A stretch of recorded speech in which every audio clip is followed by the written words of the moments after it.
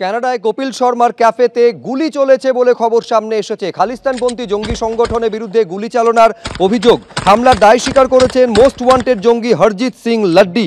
এনআইএর most wanted তালিকাভুক্ত হরজিত সিং লাড্ডি কয়েকদিন আগেই কানাডায় কপিল শর্মার ক্যাফের উদ্বোধন হয়।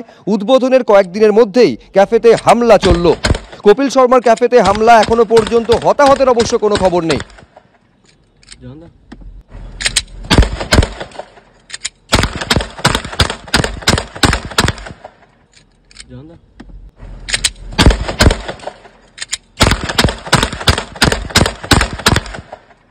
বিপ্লবীদের সন্ত্রাসবাদী আখ্যা বিতর্কে মেদিনীপুরের বিদ্যাসাগর বিশ্ববিদ্যালয়। গতকাল বিদ্যাসাগর বিশ্ববিদ্যালয়ের ইতিহাসের ষষ্ঠ সেমেস্টারের পরীক্ষা ছিল। সেখানে প্রশ্নপত্রে এই প্রশ্ন রাখা হয়েছে যে মেদিনীপুর জেলার 3 জন জেলা ম্যাজিস্ট্রেটের নাম করো যারা সন্ত্রাসবাদীদের হাতে নিহত হয়েছেন। এই প্রশ্নপত্র সামনে আসতে বিতর্কের ঝড় বয়ে গিয়েছে।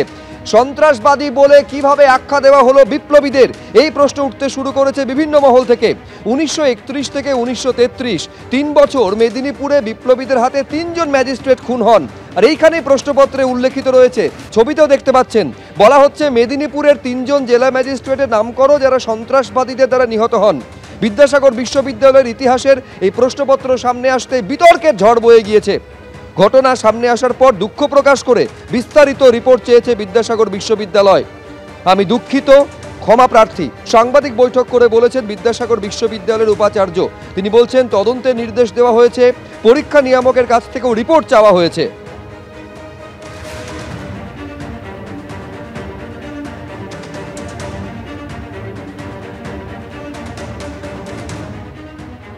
এই গোটা বিষয় সামনে আসার পর অন্যতম বিপ্লবীর ছেলে কি বলছেন দেখুন একবার।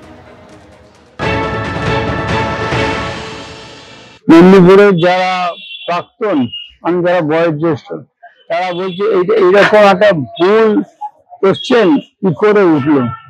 হিস্ট্রি ডিপার্টমেন্টে যে ইউনিভার্সিটি হলো সবার টপ, স্কুল কলেজ পেরিয়ে ইউনিভার্সিটি পড়ছে, মানে বিদ্যাসাগর ইউনিভার্সিটি, এইখানে দাঁড়িয়ে এইরকম একটা ভুল, এর কোনো উত্তর নেই আমাদের কাছে। এটা তো তারা যেটা ভুল, শুধু ভুল নয়, আজকে যদি ক্ষুদিরামদের সন্ত্রাসবাদী আখ্যা দেওয়া হয়, তাহলে বিপ্লবীদের সবাইকেই তো সন্ত্রাসবাদী আখ্যা দেওয়া হচ্ছে। এখন প্রশ্নপত্র যা এসেছিল তার ইতিহাসটা এবার আপনাদের বলি। সালটা ছিল 1931 সাল, তারিখটা ছিল 7 এপ্রিল। জেলা ম্যাজিস্ট্রেট জেমস পেডিকে মেদিনীপুর কলেজিয়েট স্কুলে গুলি করে হত্যা করেন বিপ্লবী বিমল দাশগুপ্ত, জ্যোতি জীবন ঘোষ। 1 বছর পর 1932 সালের 30 এপ্রিল আরেক ম্যাজিস্ট্রেট রবার্ট ডগলাসকে জেলা বোর্ডের অফিসে ঢুকে হত্যা করেন বিপ্লবী প্রদ্যোৎ ভট্টাচার্য, প্রভাংশু শেখর পাল। পরের বছর 1933 সালের 2রা সেপ্টেম্বর মেদিনীপুরের একটি মাঠে জেলা ম্যাজিস্ট্রেট বার্নার্ড ই বার্জকে হত্যা করেন বিপ্লবী অনাথ বন্ধু পাঁজা, মৃগেন দত্ত, ব্রজকিশোর চক্রবর্তী, রামকৃষ্ণ রায় এবং নির্মল জীবন ঘোষ।